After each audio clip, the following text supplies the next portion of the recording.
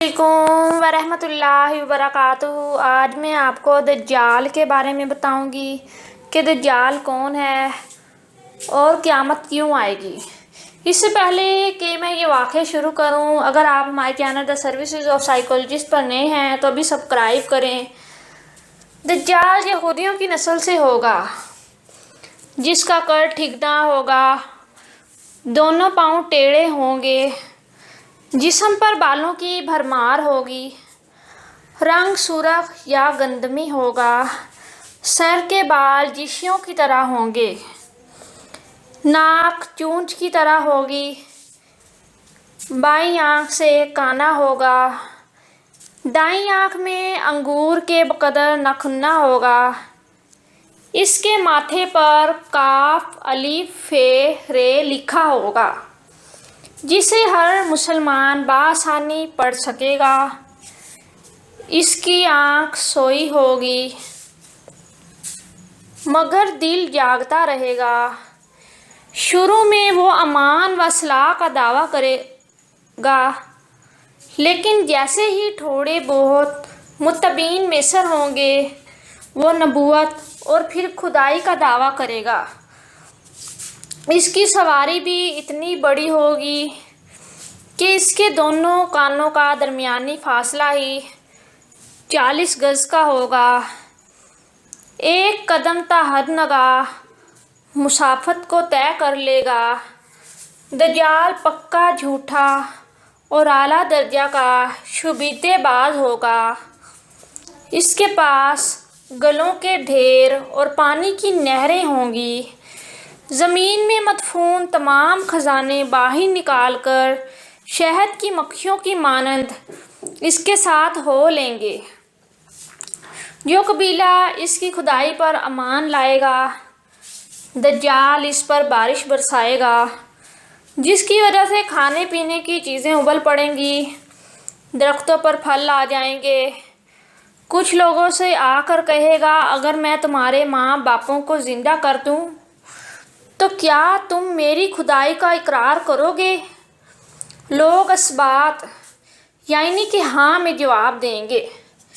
अब दज्जाल के शैतान इन लोगों के माँ बापों की शक्ल लेकर नमूदार होंगे। नतीजन बहुत से अफराद ईमान से हाथ धो बैठेंगे। इसकी रफ्तार आंधियों से ज़्यादा तेज़ होगी और बादलों की तरह रवां होगी। वो करिश्मों और शबीदाबाजियों को लेकर दुनिया के हर चप्पे चप्पे को रूंदेगा। तमाम दुश्मनान इस्लाम और दुनिया भर के यहूदी उम्मत मुसलमान के बग़्ज़ में इसकी पुश्त पनाही कर रहे होंगे। वो मक्का मोज़मा में घुसना चाहेगा, मगर फ़रिश्तों की पहरादारी की वजह से इधर घुस ना पाएगा। इसलिए नामुराद व ज़लील होकर वापस मदीना मुनव्वरा का रुख करेगा। इस वक्त मदीना मुनव्वरा के 7 दरवाज़े होंगे और हर दरवाज़े पर फ़रिश्तों का पहरा होगा, लिहाजा यहाँ पर भी मुँह की खानी पड़ेगी। इन्हीं दिनों मदीना मुनव्वरा में 3 मरतबा ज़लज़ला आएगा, नाउज़ बिल्लाह, जिससे घबरा कर बहुत सारे बेदीन शहर से निकलकर भाग निकलेंगे। बाहर निकलते ही दज्जाल इन्हें लुकमा तर की तरह निगल लेगा। आखिर एक बुजुर्ग इससे बहस व मुनाजरा के लिए निकलेंगे और ख़ास इसके लश्कर में पहुंचकर इसकी बाबत दरियाफ़त करेंगे। लोगों को इसकी बातें शाक गुजरेंगी, लिहाजा इसके कत्ल का फ़ैसला करेंगे। मगर चंद अफराद आड़े आकर ये कहकर रोक देंगे कि हमारे खुदा दज्जाल की इजाज़त के बगैर इसको कत्ल नहीं किया जा सकता है। चनाचा इस बुज़ुर्ग को दज्जाल के दरबार में हाजिर किया जाएगा। यहाँ पहुंचकर ये बुज़ुर्ग चिल्ला उठेगा कि मैंने पहचान लिया कि तू ही दज्जाल मलून है और रसूल अल्लाह सल्लल्लाहु अलैहि वसल्लम ने हमें तेरे ही खरूज की खबर दी थी। दज्जाल इस खबर को सुनते ही आपे से बाहर हो जाएगा और इसको कत्ल करने का फैसला करेगा। दरबारी फौरन इसके 2 टुकड़े कर देंगे। दज्जाल अपने हवारियों से कहेगा, अब अगर मैं इसको दोबारा ज़िंदा कर दूं तो क्या तुमको मेरी खुदाई का पुख्ता यकीन हो जाएगा? ये दज्जाली ग्रुप कहेगा कि हम तो पहले से ही आपको खुदा मानते आ रहे हैं, नाउज़ बिल्लाह। अलबत्ता इस मौज़े से हमारे यकीन में और इजाफ़ा हो जाएगा। दज्जाल इस बुज़ुर्ग के दोनों टुकड़ों को इकट्ठा करके ज़िंदा करने की कोशिश करेगा। इधर वो बुज़ुर्ग बावजह हुक्म इलाही खड़े हो जाएंगे और कहेंगे, अब तो मुझे और ज़्यादा यकीन आ गया कि तू ही दज्जाल मलून है। वो झुंझला कर दोबारा इन्हें ज़िबा करना चाहेगा, लेकिन अब इसकी कुदरत सल्ब कर ली जाएगी।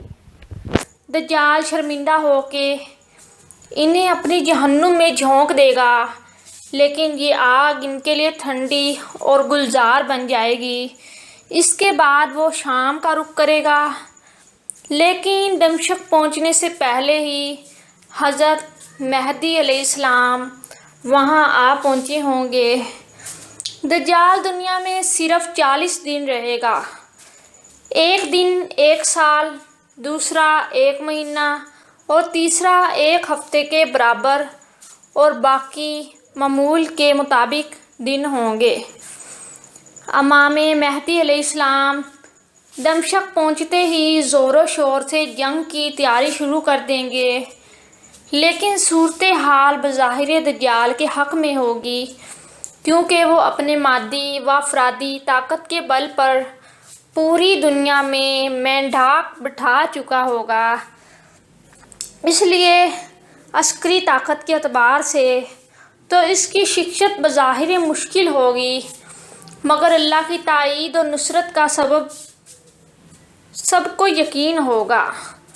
हज़रत मेहदी अलैहिस्सलाम और तमाम मुसलमान इसी उम्मीद के साथ दमश्क में दज्जाल के साथ जंग की तैयारियों में होंगे। तमाम मुसलमान नमाज़ों की अदायगी दमश्क की कदीम शहरा आफाक मस्जिद में जामिया अमवी में अदा करेंगे। मिली शहज़ादा लश्कर की तरकीब और यहूदियों के ख़िलाफ़ सफ़ बंदी को मुनज़्ज़म करने के साथ मेहदी अलैहिस्सलाम दमश्क में इसको अपनी फ़ौजी सरगर्मियों का मरकज़ बनाएंगे और इस वक्त यही मकाम इनका हेड क्वार्टर होगा।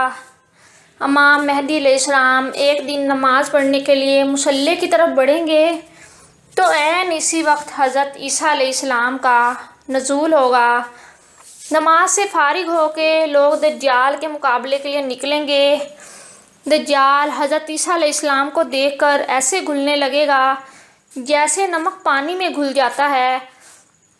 फिर हज़रत ईसा अलैहिस्सलाम आगे बढ़ के इसको कत्ल कर देंगे और हालत ये होगी कि सजर व हजर आवाज़ें लगाएंगे कि ऐ रूह अल्लाह, मेरे पीछे यहूदी छुपा है।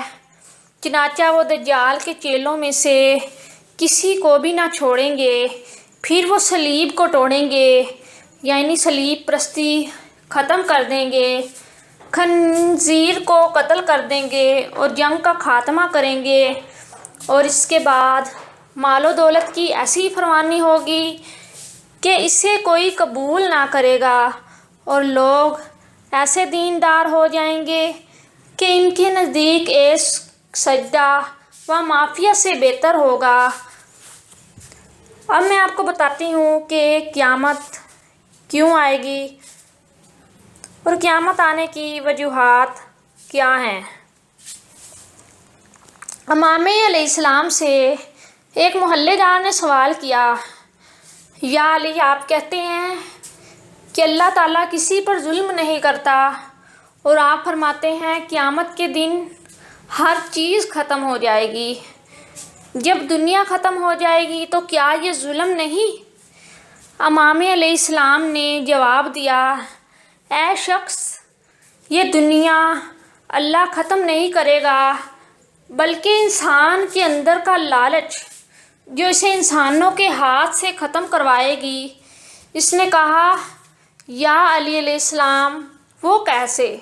تو امام علی علیہ السلام نے فرمایا، اللہ نے زمین پر آدم کو بھیجا بغیر کسی سند کے۔ اس زمین پر تمام انسانوں کا حق برابر ہے، کوئی زمین کسی کی نہیں، یہ زمین اللہ کی ہے۔ لیکن افسوس، کچھ لوگ زمین پر قبضہ کریں گے اور زمین کے ٹکڑوں کو اپنی جاگیر سمجھیں گے۔ انسان دنیاوی دولت کے لیے اللہ کی قدرت کو کاٹ کر بیچ کر کھائیں گے، زمین کو کھود کر اس کی نعمتیں نکال کے بیچیں گے، پہاڑوں کو توڑ کے ان کے پتھروں سے دولت حاصل کریں گے، درختوں کو کاٹ کے ان کی لکڑیاں بیچیں گے، ہواؤں کو آلودہ کریں گے، پانی کو گندا کریں گے۔ اے شخص، یاد رکھنا، اللہ عدل کرتا ہے، اس نے کوئی شے بے غرض پیدا نہیں کی۔ زمین کو زیادہ کھونے سے، اس کی معدنیات نکالنے سے زلزلے بڑھ جائیں گے، ہواؤں کو آلودہ کرنے سے ہزاروں بیماریاں پیدا ہوں گی، درخت کاٹنے سے انسان اپنی صحت کو کاٹے گا اور پانی کو آلودہ کرنے کی وجہ سے بارش کم برسے گی، یوں انسان پانی کے لیے ترسے گا۔